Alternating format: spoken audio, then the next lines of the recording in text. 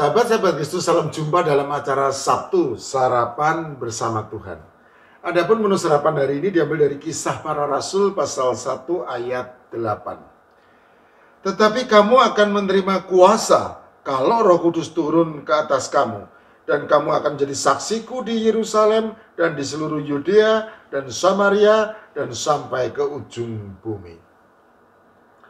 Setelah kebangkitannya di pagi Minggu Paskah yang agung, Tuhan Yesus Kristus kemudian menampakkan dirinya berkali-kali kepada para muridnya selama 40 hari. Lalu ia naik ke surga, disaksikan oleh para muridnya tersebut. Kisah Para Rasul pasal 1 ayat 9. 10 hari kemudian para muridnya menerima curahan api Roh Kudus. Kisah Para Rasul pasal 2 ayat 1-4. Persis seperti yang dijanjikan oleh Tuhan Yesus Kristus sesaat menjelang kenaikannya ke surga. Kisah Para Rasul pasal 1 ayat 8. Peristiwa turunnya Roh Kudus ke atas para murid di Yerusalem tersebut apabila dihitung mulai dari peristiwa kebangkitan Tuhan Yesus Kristus, maka tepat terhitung 50 hari.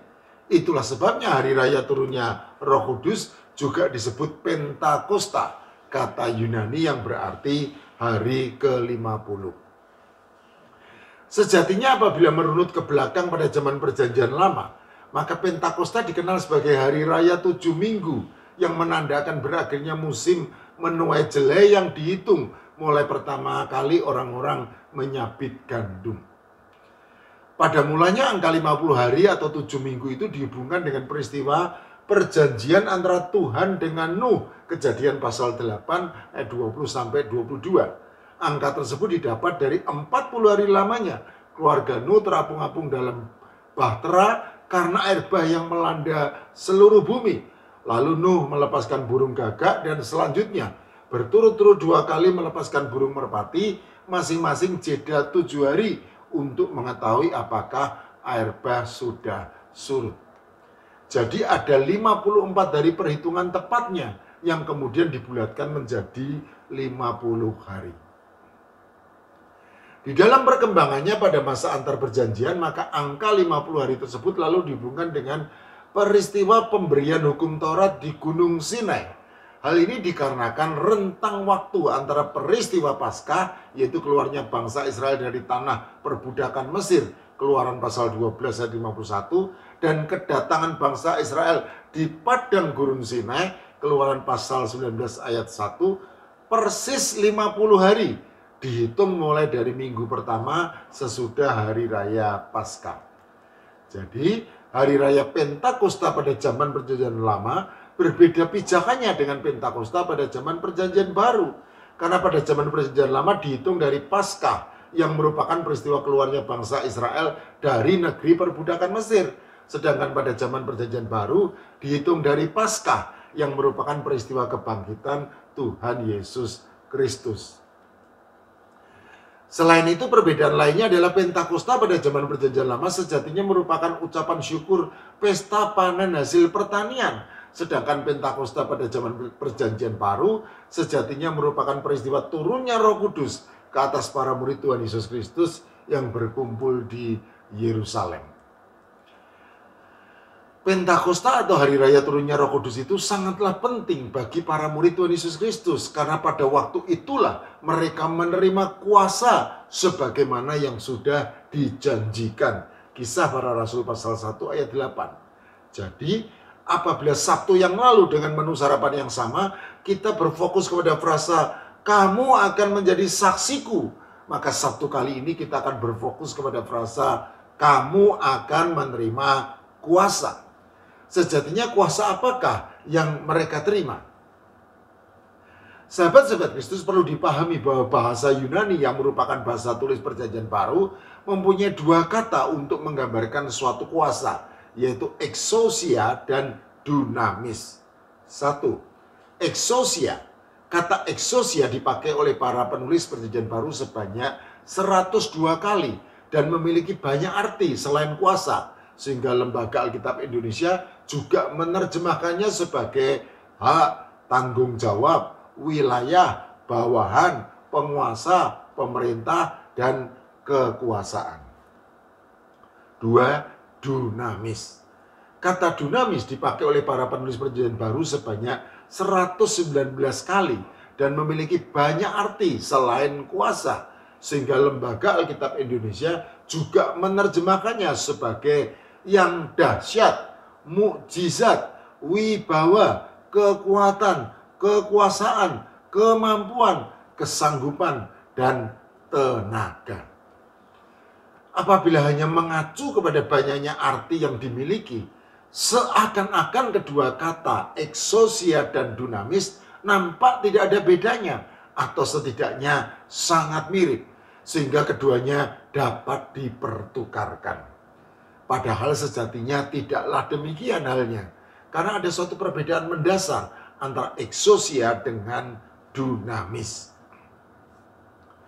Meskipun exousia dan dunamis sama-sama dapat diterjemahkan sebagai kuasa, sejatinya exousia lebih merujuk pada otoritas atau wewenang yang diterima seseorang untuk melakukan sesuatu yang berada di wilayah kekuasaannya, dan otoritas atau wewenang tersebut bersifat sah serta mempunyai legitimasi untuk bertindak sehingga harus dipatuhi. Sedangkan dunamis lebih merujuk pada kemampuan atau kekuatan yang melekat pada diri seseorang untuk melakukan sesuatu yang diinginkan, dan kuasa tersebut bisa jadi begitu dahsyat, bahkan merupakan kuasa supranatural atau ilahi. Sahabat-sahabat Kristus, setelah kita mengetahui perbedaan kedua kata Yunani exousia dengan dunamis, maka pertanyaannya kemudian adalah, sejatinya kuasa apakah yang diterima oleh para murid Tuhan Yesus Kristus setelah mereka menerima curahan Roh Kudus yang turun ke atas mereka di Yerusalem pada Pentakosta? Ya, kuasa apakah yang mereka terima? Exousia atau dunamis? Jawabannya adalah dunamis. Ya, sejatinya kata dunamislah yang dipakai oleh penulis Kisah Para Rasul untuk menggambarkan kuasa yang diterima oleh para murid Tuhan Yesus Kristus setelah mereka menerima curahan Roh Kudus yang turun ke atas mereka di Yerusalem pada Pentakosta. Lalu, signifikansi apakah dari dunamis tersebut bagi para murid berkaitan dengan amanat agung untuk menjadi saksi kebangkitan Tuhan Yesus Kristus? Berdasarkan jenis kuasa yang mereka terima, yaitu dunamis, maka kuasa yang melekat pada diri para murid tersebut membuat mereka berkuasa untuk melakukan sesuatu yang mereka inginkan, bahkan yang bersifat supranatural atau ilahi, sebagaimana sabda Tuhan Yesus Kristus kepada mereka sesaat menjelang kenaikannya ke surga.